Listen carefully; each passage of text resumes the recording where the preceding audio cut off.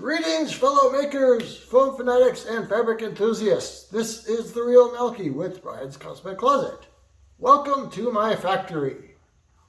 Yesterday, I made a video about some cold casting for the buckles from a new Alucard cosplay. I will put a link to that video in the description.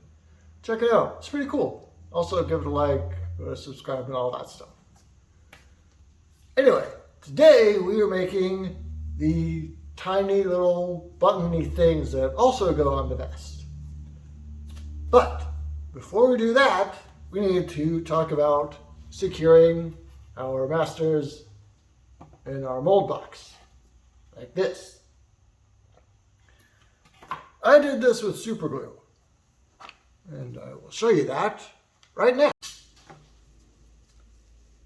Basically, you're just going to put a dab of super glue where you want your master, in this case, this little round wooden thingy, to stay.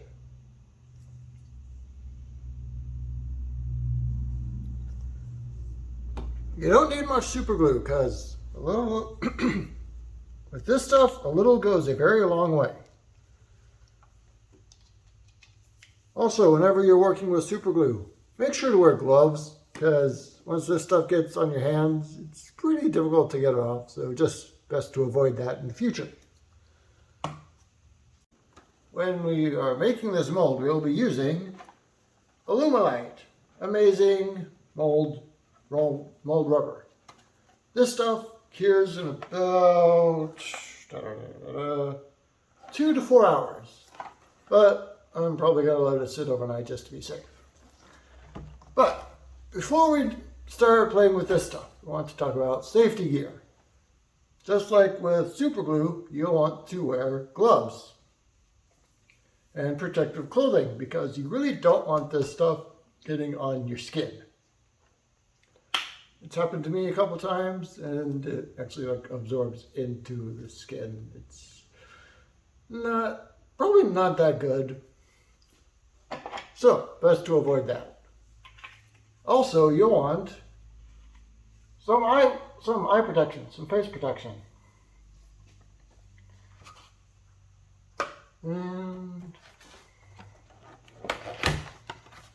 now that the public health statement is out of the way, we can get to the fun stuff. Now, before we get into mixing our silicone, getting ready to pour and all that stuff, we need to talk about our mold box.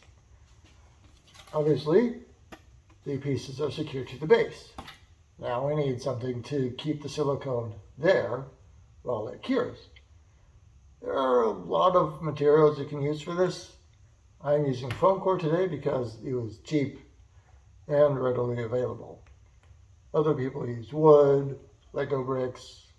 I've heard of people using cardboard cylinder thingies. It's kind of interesting. But today, foam core. So, we're going to cut this out and score on the lines.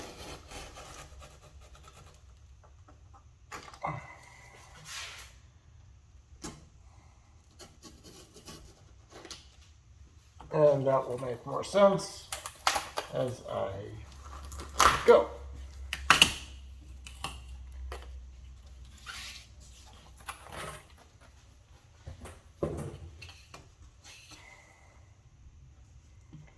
Now, I used to try to cut out each individual wall by itself, but my cuts were never perfect, which means there were gaps and the silicone was about to leak through. We don't want that, because silicone is expensive and that just makes a big mess. So, what I do now is I score along certain points in our mold box, and we are able to kind of bend it. Well, yeah. Then, for a little extra added support and stability and all that stuff, you can use some tape along the inside of our mold wall, like so. Got this tip from the actual Aluminite YouTube molding and casting page. Like I said, there are a billion different great tutorials on molding and casting. And everybody has their own unique way of doing it.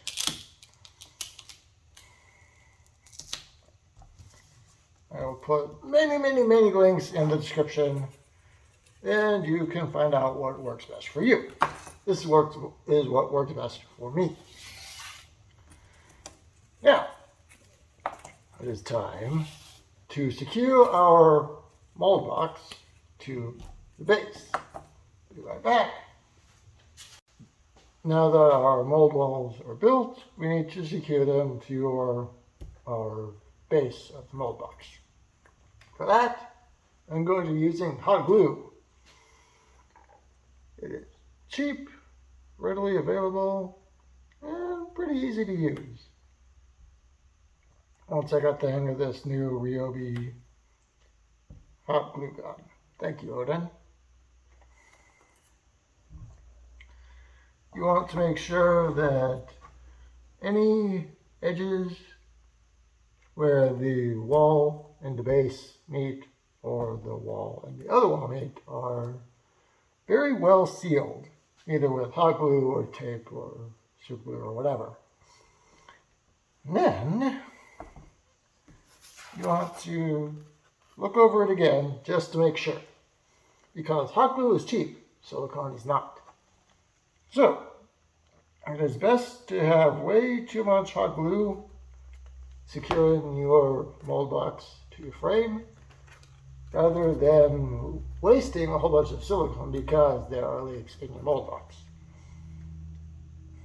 Okay, now that our mold box is all ready to go, secure, and all that stuff, it is time to start mixing your silicone.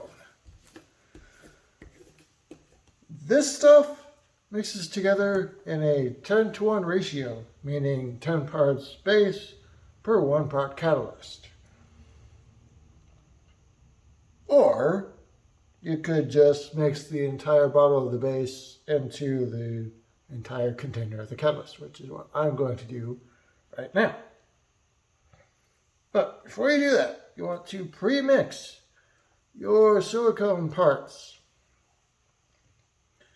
Because if these things stay on the shelf at the store too long, they can separate. And that'll make it that much more difficult for you to mix them together. So, stir up your base, shake up your catalyst. For what? For a while. Once it's all mixed up, you can open it.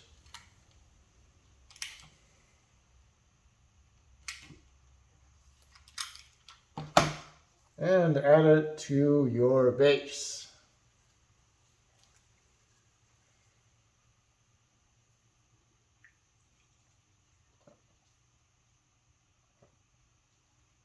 Also, you don't want to wait too long before you use your silicone, because, like other things, it can go bad. Most silicone catalysts, at least Aluminite catalysts that I use, come colored, which is incredibly helpful for when you're mixing, because that will tell you when your silicone is fully mixed.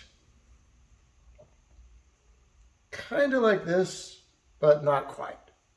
So I'm going to keep mixing until that's all done. Okay, our silicone is fully mixed and ready to pour. There are a couple bubbles in there, but that shouldn't be a problem because of the way I'm going to pour the silicone. I'm going to be using the bombs away method. So what that looks like in a minute. Our mold box is now on the floor. What we're going to do is pour our silicone, this stuff, in a long, thin stream over our masters, like so.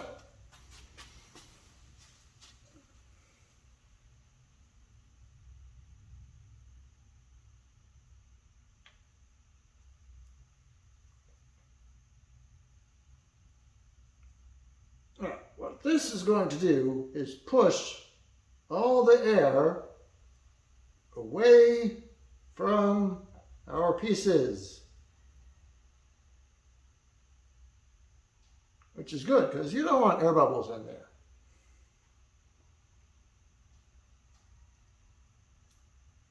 Okay, and after you have poured your silicone, that's it. Just put it somewhere safe where it can cure by itself without any issues, like cat hair, dogs, bugs, that sort of thing. And walk away, because at this point there is nothing more you can do for it. So, thanks for watching. Like the video, subscribe to the channel if you want to see more shenanigans like this from either the factory or the lab. Alright, I will see you in the next video. Have a great day.